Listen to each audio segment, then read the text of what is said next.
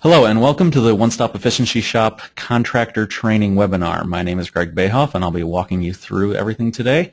This is a recorded webinar of a live training that I normally give to new contractors who are looking to work with the One Stop Efficiency Shop. So if you'll just bear with me and my voice, I'm getting over a little bit of a cold. We'll get through everything and hopefully give you some really good information. So first I want to start off by talking a little bit about the Center for Energy and Environment's nonprofit mission statement. Obviously we're a nonprofit organization, and what we do is we promote energy efficiency to help strengthen the economy and help improve the environment at the same time. Now the two things that we're really going to highlight with the one-stop shop are helping businesses operate more efficiently and profitably, sorry about that, and utilities achieve their energy efficiency goals at the least amount of cost. We are a business-only program here at One Stop. We are not part of any residential programs, and we also don't really have any dealings with government agencies at this time. So the first question that people usually ask is, what is the one-stop shop? Are we a contractor? And the answer is no, we're not a contractor. We don't install anything. We don't go up and do any retrofits ourselves. In fact, part of what we hope to do is to get you contractors on board with our program to help you increase your business. Second question usually is, are you a supplier or a vendor? The answer is no, we don't have a warehouse, we don't stock any product, and we don't sell anything. Do we sell our own products, though? The answer to that is nope, we don't make anything. We don't make any lamps or any new fixtures or anything like that. What we are is a full-service rebate program available to small and medium businesses, and we'll go over what our definition of small or medium business is here in a little bit. We help businesses reduce energy waste and save money. That, again, calls back to the mission statement that we just looked at a little bit ago. And we have some lighting consultants on staff to help advise you on your projects and on our program. So if ever you get stuck while you're out on a work site, go ahead and give us a call and we can give you some nice suggestions. One big thing that sets us apart from a lot of other programs is that we handle all the paperwork that has to be submitted to Xcel Energy in order to get the rebates. That's one thing that a lot of people like about us. They don't have to do all the pages and pages of paperwork that it takes to get a refund sometimes. We go ahead and handle that for you. The long story short is we're here to help businesses get past all those things that are stopping them from upgrading their lighting systems. And we do that. Well, actually, first let me go back and talk about why the one-stop shop is here and how we came about. The state of Minnesota requires by law that public utilities develop and implement what we call conservation improvement programs, or CIPs. Now, what those improvement programs have to do is they have to invest in what they call cost-effective energy conservation. In other words, they have to develop and run programs that help find ways to save energy rather than just finding new ways to produce energies. And one of the ways that they found to do that is through upgrading lighting systems. And it really does make sense when you think about it. Compared to other kind of energy upgrades, it's relatively inexpensive, especially when you think about doing things against an HVAC system or something like that. There's a really good return on the investment. Depending on the scope of the project, it can be just a few months to just a couple of years. And there's also an immediate visible impact. When you go ahead and upgrade your lighting system from one that's dim and doesn't provide the quality of light that you need, people just feel better. And there have been many, many studies out there that show that when you improve the quality of light in your workplace, you also improve worker productivity. And things were going pretty well, except something that both CEE and Xcel noticed is that a lot of lighting programs weren't capturing those small and medium businesses. And it could be for a couple of different reasons. I mean, small and medium businesses might not have known about the kind of lighting technology that would save them any kind of money. And also, they didn't know that programs were actually available to them. They didn't think that they qualified. They thought it was just for the larger businesses. And even if they did know those other things, one thing that they didn't think they could do was actually spend the money to invest in the upgrades themselves. So, back in 2000, CEE and Xcel Energy proposed a joint venture to the state to open up the one-stop efficiency shop, and we would reach out specifically to those businesses that weren't benefiting from other lighting rebate programs.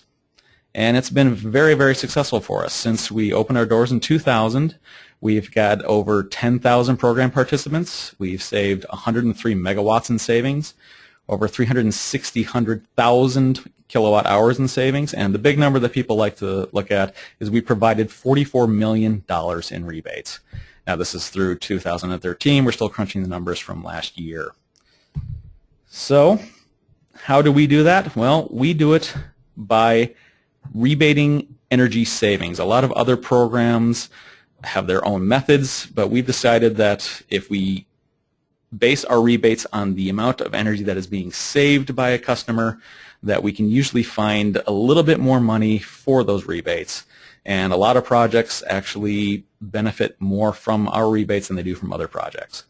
So I'll just take you through the basic rebate structure here in a second, and we'll also go over what our additional rebate rates are. I will let you know that there is a cap for our projects. We, like just about any other program out there, will usually only rebate up to a certain amount of costs, and we will rebate up to 60% of the project costs. What I hope that you take away from this section is that it is best to work with one of the one-stop staff to determine what the rebates are. So let's jump right into our basic rebate structure, which is we pay $200 per kilowatt and 10 cents for every kilowatt hour that it's saved. Now that covers most of your interior lighting projects, as you can see below. The thing that I really want to point out is the T12 to T8 energy saving conversions. A lot of people don't think that there are T12s still out there, but in fact there are quite a bit of them. And while people can go out and replace those lamps right now, the inventories are drying up very fast. I mean, the ballasts for T12s were stopped production in 2010. The lamps stopped production in 2012. So while they can find it right now, they're going to have to start looking for other alternatives pretty soon. We also have a bonus rate, and that's for things like your HID conversions, your high bay conversions, your parking ramp conversions. These are really good projects to go after because they usually have really long burn times, and since we based our rebates on the energy saved, we do take into consideration, the amount of hours that those lights are actually running. We also have an exterior rate, and that's to pay 12 cents per kilowatt hour saved. The reason we don't include excuse me, let me back up. The reason we don't include kilowatts is because usually exterior lighting is on at non-peak hours, and when we report all of our savings, they really don't take into account those hours that aren't, during your peak times, what's going to be drawing the most energy. So that's why we decided to go ahead and just do it per kilowatt hour. And that covers your wall packs, bollards, soffit lightings, and everything that you can see here.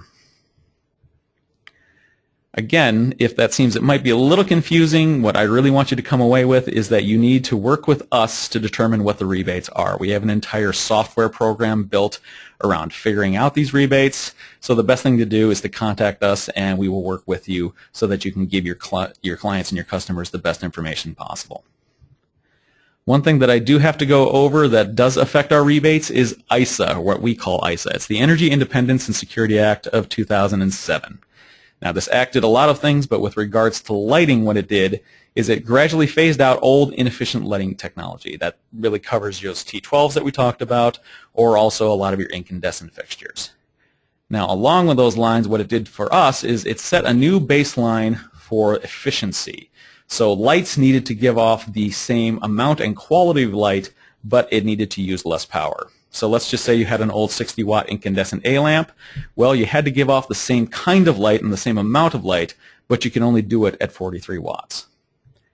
What that really does for us and our rebates is that we're required to calculate the wattage savings based on the new standard baseline. So if you look at replacing a whole host of 60-watt lamps, while we will go ahead and tell the customer that yes, you're saving this amount of energy based on those 60-watt lamps, when we report the energy savings, we have to use the new baseline. So the rebates can only be given if the replacement product saves additional wattage over what the ISA equivalent would be. The example I like to use is that if somebody will come up and say, I'm going to replace some 40-watt T12s with some 32-watt T8s, that's going to save my customer money. And in reality, yes, it will. But when we report those savings, we have to treat that 40-watt T12 as if it was a 32-watt T8. That's just for reporting, so it can get a little bit confusing. Again, the best thing to do is to work with a one-stop staff member. We'll help walk you through this. but it's something to keep in mind. So if that sounds good to you, then we'll go ahead and talk about what we need to get from you in order to find out if your customer's even eligible for our excuse me, I'm just getting over a cold to give over our excuse me, to work with One Stop. I'll just say it that way. Why not? So the eligibility requirements that we have is that the customer has to be an Xcel Energy customer. Again, this is a partnership with Xcel Energy, so that's the only people that we work with right now.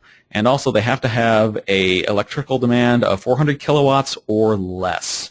So what we do is we get information about a customer and say this is who we want to qualify. They take a look at their overall energy usage for a certain amount of time, and if ever their energy demand, if ever they require over 400 kilowatts in energy, then they're considered too big for our program. So anything 400 kilowatts or over is a large company. Anything below that is a small or medium company. So once we go ahead and, oh, I'm sorry. If you don't think that a property is eligible, if you think that 400 kilowatts sounds a little low, actually, you'd be surprised at the kind of things that we can actually work with. We deal with warehouses, schools, multifamily units, the apartment buildings. Mainly those are the common areas, the hallways, any kind of lounges and that sort of thing. Apartments themselves are usually on a residential meter, not always, but most of the time. And again, we are a business-only program, so that we can't take care of anything on a residential meter. We take care of parking ramps, indoor playgrounds, and many, many more different things. And this is usually where somebody holds up their hand and say, wait, did he just say indoor playground? Yes, I did say indoor playground. And the reason that I like to use this as an example is because you might not think that a property would actually qualify, but most everything out there is a possibility. The best thing to do is to run it by us, and we will let you know whether or not it does. So what do we need in order to find out if they qualify?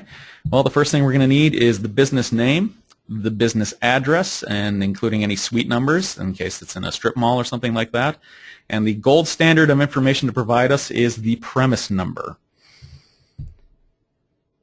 There's a couple of different reasons for that, because businesses come and go. They can go into an address and they can close down shop and leave, but the name on the bill sometimes doesn't catch up quite a, for quite a bit of time. So the premise number actually stays with a property no matter who goes in there and who leaves. So if we ever have to contact Xcel Energy, we'll say, look, we want to qualify business X, and they might come back if we just give them the address and business name and say, well, that company actually isn't at that address anymore. They're at a different address. Which company are you actually looking at? Which address are you really looking at? If we give them the premise number, we still have to figure out the name on the bill issue, but they can tell us right away if that premise and that property is eligible for our program or not. The place you can find the premise number is always on the second page of the customer's bill. It's in the electricity service details. It's a 9-digit number. It usually starts with 302, 303, 304, something like that. This is a copy, an example of a residential bill. This is my residential bill, actually, but the commercial bills look exactly the same on the second page. All right, so let's say that you've gone ahead and give us the information, and we've run it by Xcel. They say that everybody's great and they qualify. So what happens next? Well, we're going to need to get a lighting proposal. We're going to need to know what kind of work you're planning on doing at that location. And the information that we require, now I should actually go back and start by saying you can provide this information in many forms. Everybody has their own way of doing it. If you really want a great way of presenting this information to us, I will give you an option for that after I describe to you all of the required information. But let's go ahead and start off. The things that we're going to need to know are area names. Are you working in the office? Are you working in the cafeteria? Are you working in just the hallways? It really helps us keep everything straight, especially when we get into really big projects. We like to break it down by areas. We're going to need to know the the hours of operation. Another thing that we found works for us doing basing rebates on energy usages is that the more hours that a light is on, the more energy that they save by replacing it. Excuse me, I'm just going to take a sip of water here. Thank you for bearing with me, by the way. So the hours of operation are really important for our figures. We're going to need to know about the lights that are currently there or existing. This is really important to figure out how much energy that they are actually using right now. I mean, how many fixtures is obviously important.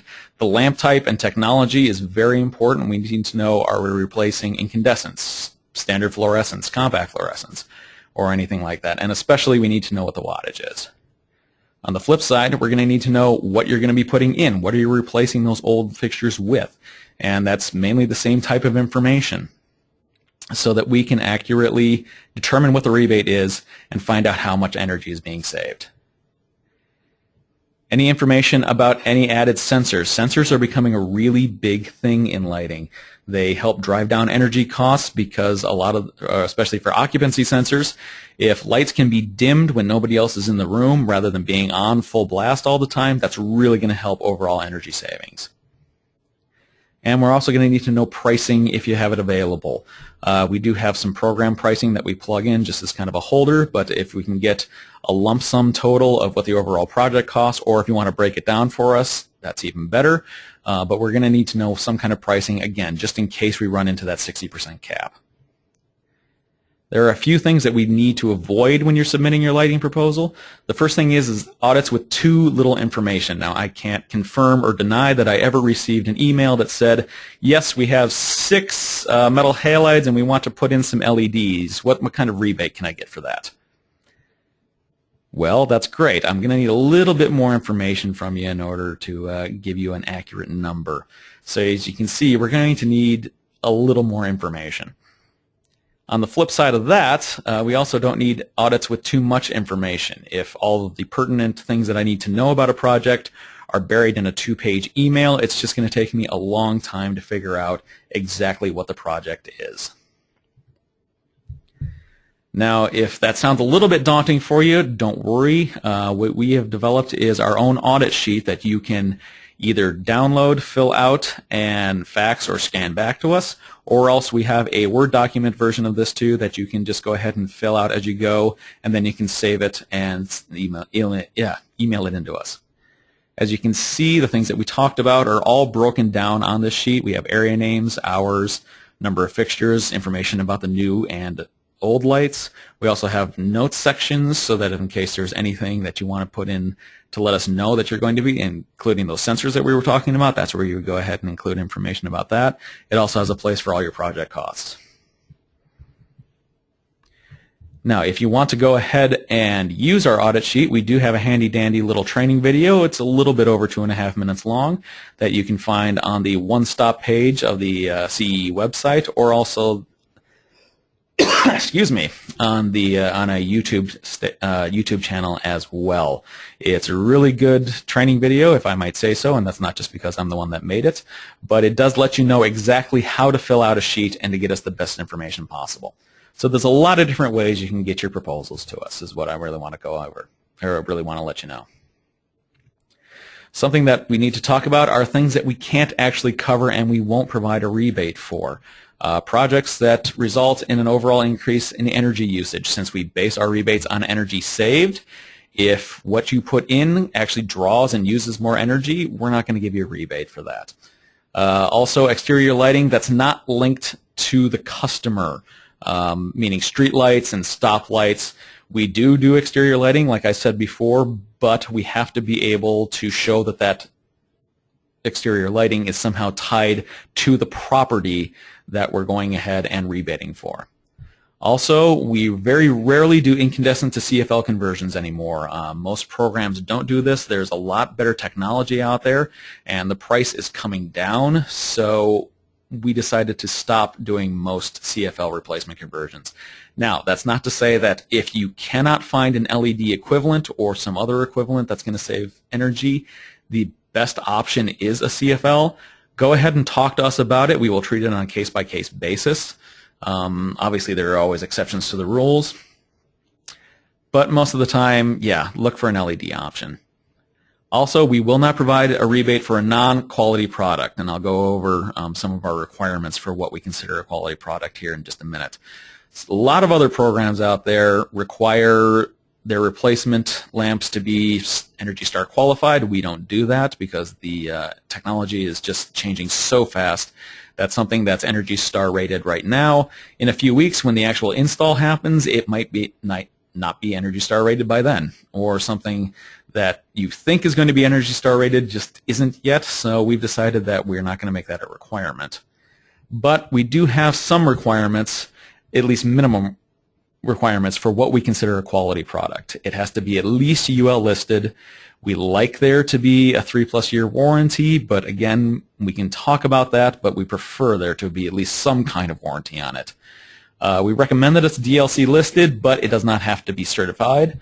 And the whole point about this is that we don't want to provide rebates for products that are going to fail in just a few weeks or just a couple of months so that people have to keep going back and reinstalling new things. We want to make sure that whatever is being put in is going to last, is going to make the customer satisfied. So yeah, we do have some requirements, even though we don't say that things have to be a certain ENERGY STAR rated product or not. Now, if you can find a product that will do a really good job and give the customer what they want and is reliable, and it saves them money on the front end, go ahead and try and use it. Just run it past us. We may require some additional information on it and documentation just to make sure that it is a quality product, that somebody has put the time and effort into saying that, yes, I believe in this product and it's going to be a good thing for your customers. Along those lines, though, if we ever do find that somebody is using inferior products, we always hold the right to refuse to give a rebate for it, and that's going to be on a case-by-case basis, and it's usually determined by one of our lighting consultants. But if we find that you are installing something that isn't up to our minimum quality standards, then we do say, we're not going to rebate that for you. So that's what we need to get from you. So what do you get from the One Stop Efficiency Shop after you've turned in all of this information? Well, the first thing you get is a customer report, and that is something that you can hand right over to your customer. It lets them know what kind of energy savings they're getting, and most importantly, it lets them know what the rebate is going to be for them. You also get a contractor report. Now that has the same information as the customer report, but it goes into a lot more detail about including things like the materials list and also about what the projects are, and everything that's involved in that. You also get direction from us to send a project through one of Xcel Energy's other rebate programs. We like to say that we are competitive with every program and that we can usually find ways to give a higher rebate, but there are going to be some times when we aren't the best option, and we are not out here to try and make a buck from this. What we are out to do is try and make sure that the customers are satisfied, that they're saving energy, that they're saving energy, and that they're satisfied. And if you can do that through one of Xcel Other's programs, let me take another drink here. I'm getting a dry mouth. One of Xcel Energy's other programs, then we're going to go ahead and tell you how to do that. We also give you easy updates to the reports when things are changing in the field. We know that things change as you go. You put up a fixture and actually the customer doesn't like it, or actually it didn't give the kind of light that you thought it would. That's not a problem. Go ahead and tell us what the changes are. We will rerun the new reports so that everybody has the most accurate and up-to-date information. And again, talking about our lighting consultants, we give you quick answers to our program questions, process questions, and project questions. So if ever you run into something out on a job site and you're just not sure of what you can do to help this customer out, go ahead and let us know, and we will try and find the information out for you. We're really good about it. Now, this is just a quick little document flow chart to let you know what document leads to what other document. And there's two really important documents here that will go into a little bit of detail. As you can see, the audit sheet that we talked about earlier helps generate the customer report and the contractor report. Inside the customer report is a document called the Customer Participation Agreement. We need to get this signed by the customer. That tells us and tells Xcel Energy that, yes, this customer is on board with everything that's going to go on. If we don't get that agreement, then we don't give any other information out until we get it signed. The contractor report does have a contractor participation agreement. That's a nice thing for us to have, but if you don't sign it, that's fine. The projects will still go forward. Again, it's just a nice thing just to kind of tell everybody that everybody's on the same page. Now, we'll go into the importance of the invoice here in just a little while, but just to know that after your project is all done and installed, we will need to get an invoice from you. Once we get the invoice, that's what generates the rebate application. This is the second document that we need signed by the customer in order to actually process the rebate check. So what you need to come away from this slide with is that there are two documents that we need signed by the customer. It's the customer participation agreement and the rebate application. Sometimes people get those confused. They think that just by signing the agreement in the first place means that everything will just go through and they don't have to sign everything else. So here's just a quick example of what the participation agreement looks like. Again, it's found in the customer report that you'll be getting. And here's a quick example of what the contractor report looks like, and this is what you'll get from us. And as you can see, those areas that we talked about on the audit sheet and also when you submit your lighting proposal are all broken down here. So we have areas describing what the area names are, what the projects are, both the existing and what the new proposals are, the hours of operation, and it also breaks down everything that's going to go on during that project. One thing to kind of keep an eye out for is that if we have any little tiny notes, it's a little bit off center, but if we have any little tiny notes that you include, those are going to be down underneath some of the information, so it's important to read the contractor report very closely.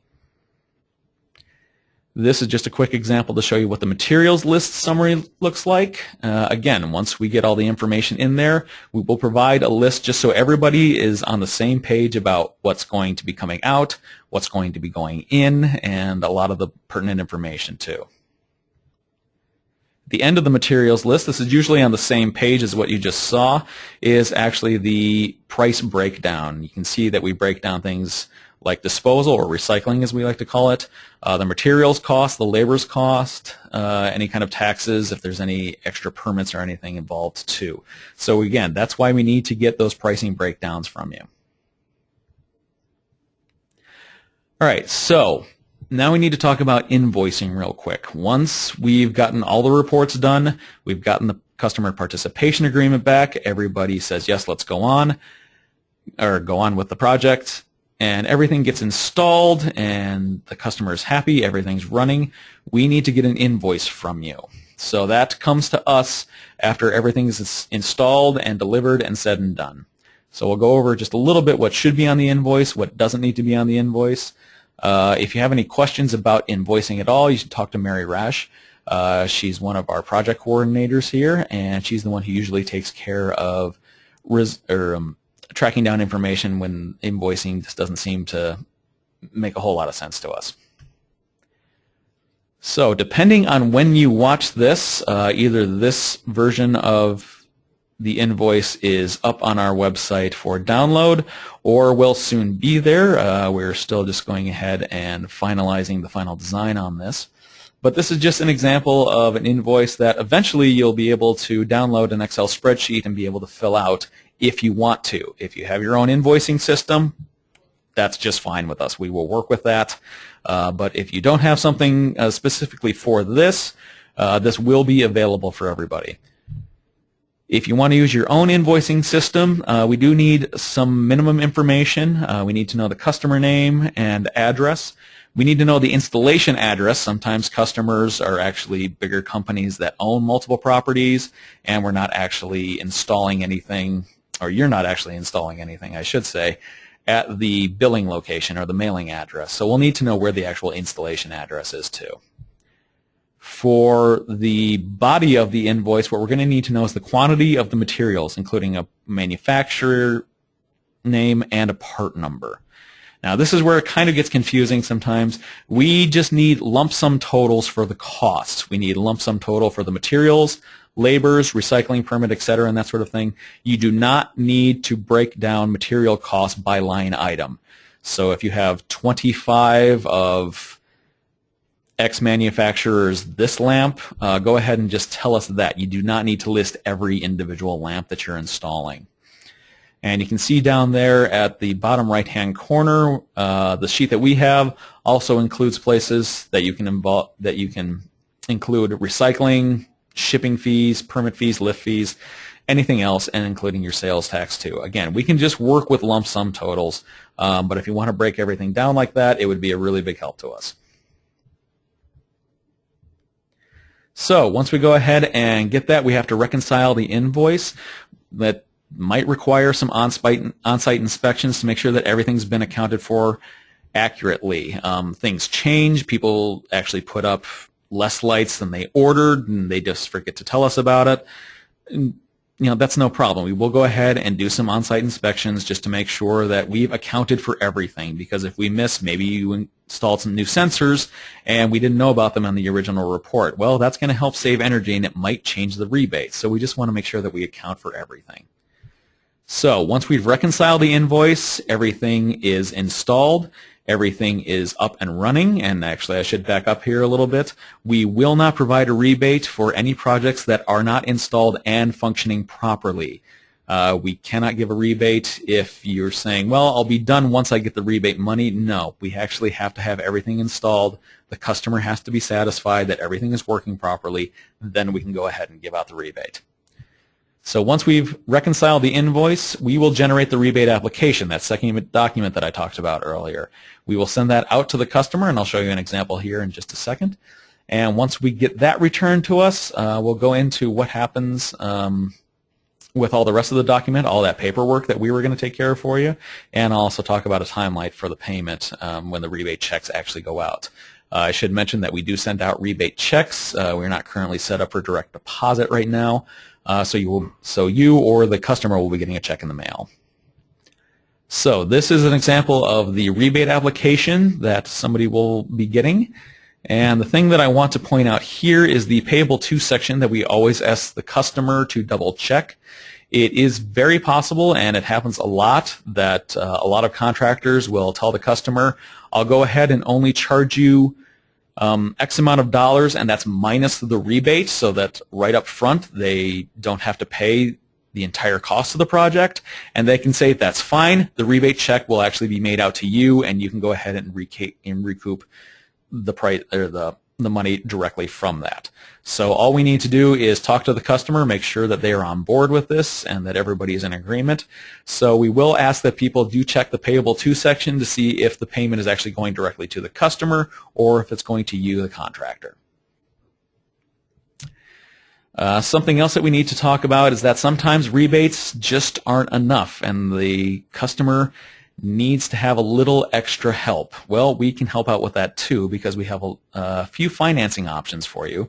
Center for Energy and Environment has its own loan department and its own loan products that can help you out. The first thing is a commercial energy loan. It has a nice low rate of 3.9%. It's a fixed interest rate. There's a 5-year minimum loan term. The payback has to be less than the equipment life, which is usually a pretty nice long time, and falls well within that 5-year maximum loan term. There is an application fee of $200 for loans over $2,000. Again, this is for-profit companies. It's a nice package, but we also have something for nonprofits too, specifically for 501c3s, and I'll bring that up here again in just a second. We have a 0% fixed rate loan for you with a $25,000 maximum loan amount and also a 7-year maximum loan term. Again, these are only for 501c3s because there's a lot of different nonprofit statuses out there, and that's the only one that that's the only status that's available to this eligible to get this loan. I'm sorry. Did I mention I was getting over a cold? All right. There are no prepayment penalties for either of these offerings, so if somebody wants to go ahead and pay things off, if they just need a little bit of extra money to help them pay it off, we can help out and they can go ahead and pay that off as quickly as they want, no penalties. For questions, please contact Jim Hasneck. He is our loan center director, and he's very knowledgeable, and he's a really nice guy to talk to, and he will answer all of your questions. He's really customer service focused, so he will try and get you the best information in the quickest amount of time. All right, so this is normally where I start asking some questions, but right now the things that we want you to really take away from having watched this training is that our rebates are often higher for many of the projects that are out there versus some other kind of programs. We will rebate almost anything as long as it saves money. Again, saves energy and saves money too. There are still T12 rebates out there. We handle all of that nasty paperwork that nobody really likes working with. Our lighting consultants are here to answer your questions and to help you out. Again, they're very knowledgeable. I can't say that enough times. They really, really do help everybody out. And also we have financing options for you. In case that the rebate is not enough to get your customers to go ahead with those projects, we can still help them out a little bit more. So thank you very much. Normally, if you were here live, you would have a folder with examples of all these documents, but you can still go online and find examples at our Dropbox address. You can see the web address right there and just click Handouts and Samples. Again, my name is Greg Bayhoff. Thank you very much for watching, and we hope to hear from you soon.